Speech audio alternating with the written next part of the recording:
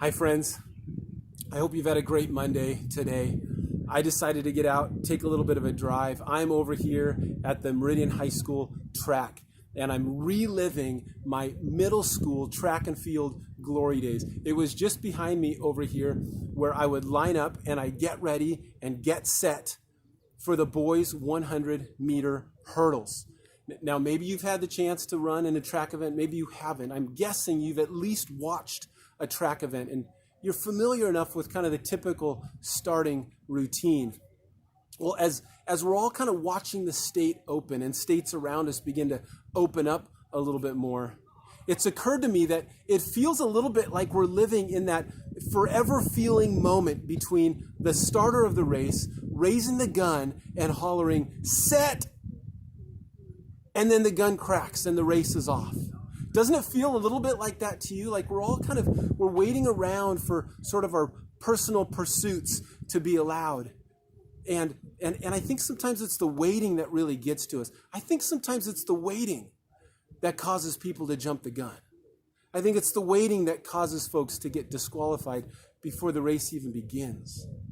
Well, Peter has a word for us in this that I think is helpful. In 1 Peter chapter 1, verse 10, Peter says, hey, concerning this salvation, and he's talking about the salvation that was achieved through our genuine faith. He says, concerning this salvation, it's amazing stuff. He says, even the prophets searched intently, trying to get their minds wrapped around this idea of a Messiah Redeemer who would offer salvation through faith. He says, even the angels long to begin to understand this kind of stuff. And he says, this is yours. It's all yours. The salvation of our souls is ours to live into and to live out of. And this is where Peter helps us here in this season of waiting. Peter gives us these 4 commands, really. For Christians, friends, we need to be about these 4 things. Peter says in verse 13, he says, prepare your minds for action, be self-controlled, set your hope fully on the grace to be given you when Jesus Christ is revealed. And as obedient children, don't go back to the sinful desires you had when you lived in ignorance, but just as he who called you is holy, so be holy in all you do.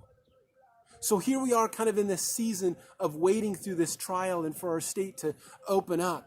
And it's like Peter, he kind of takes his finger and he puts it in our chest just a little bit and he says to us, listen, Christian, be ready, be steady, be hopeful, and be forward-facing. Now, doesn't that sound like a runner in the starting block waiting for the gun to go off? That's where we need to be right now.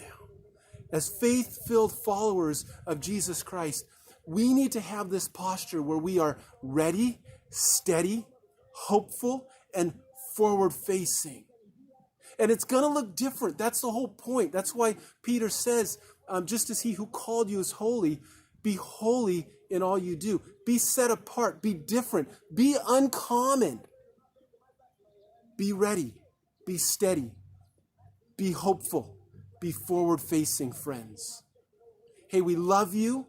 We're praying for you. Have a great day.